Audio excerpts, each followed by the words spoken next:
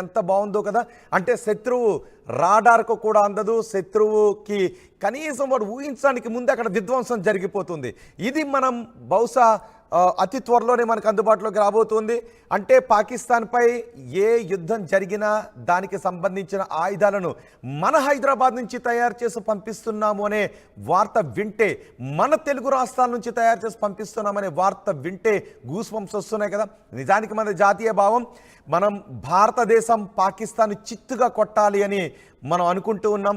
భారతదేశం పాకిస్తాన్ని చిత్తుగా కొట్టే ఆ ఘటన ప్రపంచ దేశాలు ఎప్పటికీ గుర్తుండిపోవాలి అని కోరుకుంటున్నాం. అదే సమయంలో అలాంటి పరిజ్ఞానం మన హైదరాబాద్లో పురుడు పోసుకుంటుంది, మన హైదరాబాద్లో టెస్ట్ చేసుకుంటుంది, మన హైదరాబాద్లో ఆ పరిజ్ఞానాన్ని రూపొందిస్తున్నాం. మన డిఆర్డిఎల్లో ఆ పరిజ్ఞానాన్ని తయారు చేస్తూ ఉన్నామనే వార్త మనకి గూస్ బంప్స్ వస్తున్నాయి కదా. మీకేమనిపిస్తుంది ఈ వార్త వింటే? మీ అభిప్రాయాన్ని కమెంట్ బాక్స్లో తెలియచేయండి. నాకు చాలా ఆనందంగా ఉంది ఈ వార్తను చెప్పడానికి. ఇప్పటికే డిఆర్డిఎల్ 1000 సెకండ్ల పాటు ఈ పరిజ్ఞానాన్ని టెస్ట్ చేసింది.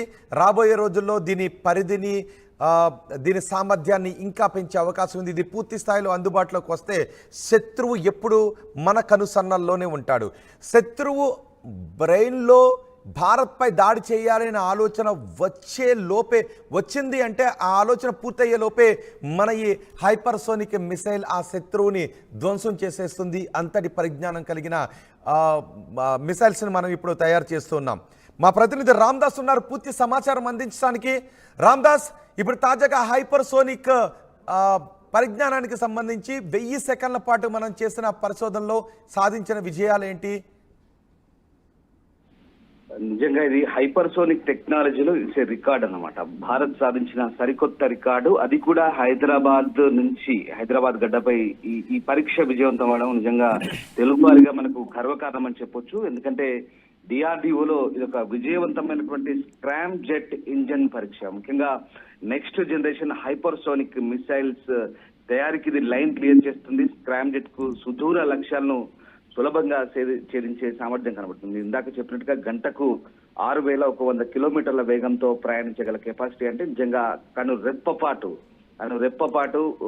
ఎంతటి వేగాన్ని పుంజుకొని ఆ మిసైల్స్ ను శత్రు లక్ష్యాలను ఛేదించగలదో ఒకసారి మనం అర్థం చేసుకోవచ్చు. అంతటి హైపర్సోనిక్ టెక్నాలజీని ఇప్పుడు మనం సొంతం చేసుకున్నాం. అంతటి అభివృద్ధిని ఇప్పుడు మనం చేయగలిగామంటే నిజంగా డిఆర్డిఎల్ ను రక్షా మంత్రి రాజ్నాథ్ సింగ్ అభినందిస్తున్నారు.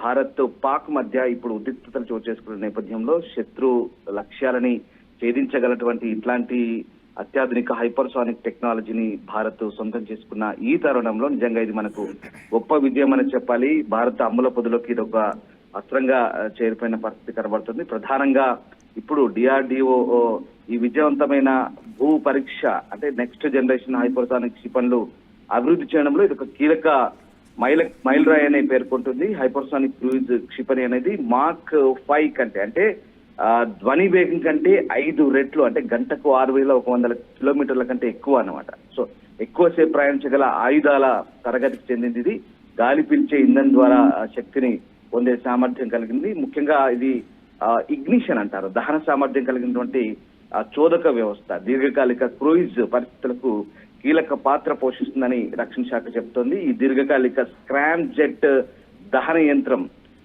దీని టెస్టింగ్ సామర్థ్యాన్ని ధృవీకరిస్తుంది. ఇది ముఖ్యంగా డిఆర్డిఓ ప్రయోగశాల చేసిన సమగ్ర కృషి ఫలితం. ఇది దేశం యొక్క హైపర్సోనిక్ క్రూయిజ్ క్షిపణి అభివృద్ధికి ఇది ఒక బలమైన పునాదిగా మనం చెప్పుకోవాలి. నిజంగా ఇది ఒక అద్భుతమైన విజయము. దీంతో ముఖ్యంగా డిఆర్డిఓను ప్రశంసిస్తున్నారు. అట్లాగే దీంట్లో భాగస్వాములైనటువంటి మిగతా వ్యవస్థలందరినీ కూడా దేశం ఇప్పుడు అభినందిస్తుంది.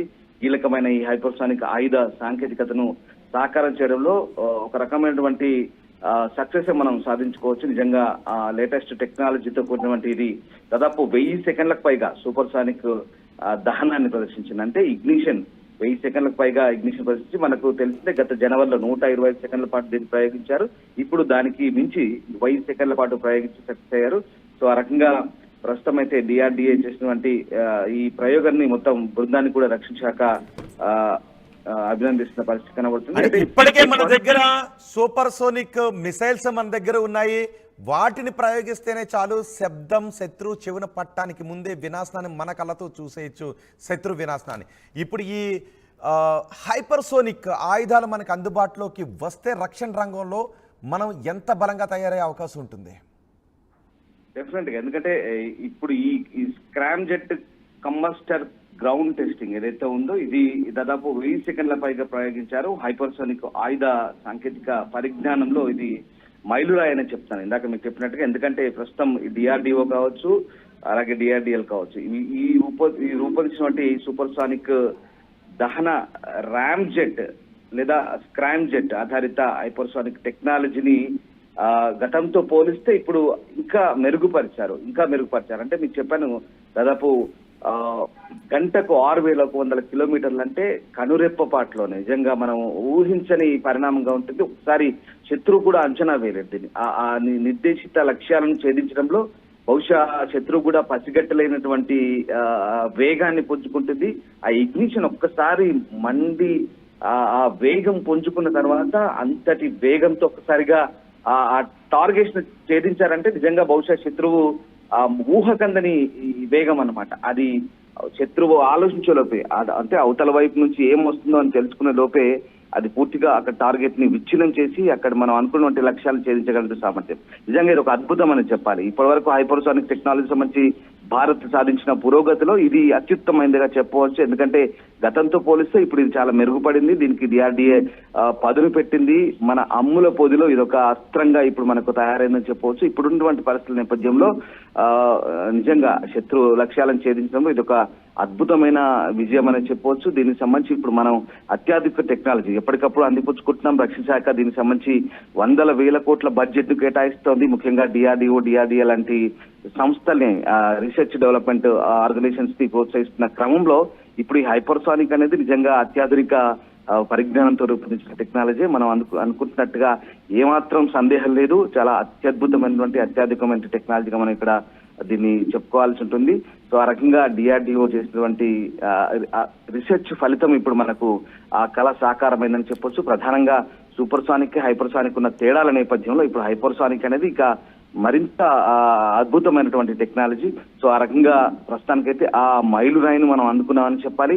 ఇక ఈ మిసైల్స్ పరీక్షలకు సంబంధించి మనం చాలా అభివృద్ధి చెంది చాలా వేగంగా ముందంజలో ఉందని చెప్పాలి. అభివృద్ధి చెందుతున్న ప్రపంచ దేశాల సరసన ఇప్పుడు ఈ టెక్నాలజీ కొన్ని అభివృద్ధి చెందిన దేశాలకు మాత్రమే ఉంది. ఇప్పుడు ఆ జాబితాలో మనం కూడా చేరామని చెప్పాలి. ఆ రకంగా ఈ టెక్నాలజీ పరంగా ఇప్పుడు మనం చాలా వేగంగా చాలా ముందంజలో ఉన్నామనే చెప్పడంలో ఎలాంటి సందేహం లేదని మనకి ఇక్కడ అర్థమవుతుంది. సో ఆ రకంగా డిఆర్డిఓ రక్షణ పరిశోధన అభివృద్ధి సంస్థ విజయవంతంగా స్క్రామ్ జెట్ ఇంజిన్ పరీక్షను అయితే నిర్వహించింది. ఇది హైపర్సోనిక్ టెక్నాలజీ మైల్ స్టోన్. అలాగే ఇది హైపర్సోనిక్ టెక్నాలజీలో భారత్ సాధించిన పురోగతి ప్రపంచ దేశాలకైతే మనం ఇప్పుడు తెలియజేసినట్టుగా అవుతుంది. సో ఈ రకంగా అభివృద్ధిలో ఇది మాక్ 5 రెట్ల ధ్వని వేగంతో ప్రయాణించబోతుంది. అత్యాధునిక action cooled Scram jet combustor గా దీంట్లో ఉపయోగించారు. సో ఆ రకంగా మిషన్ అంటే ఇంధనం వెలిగించడం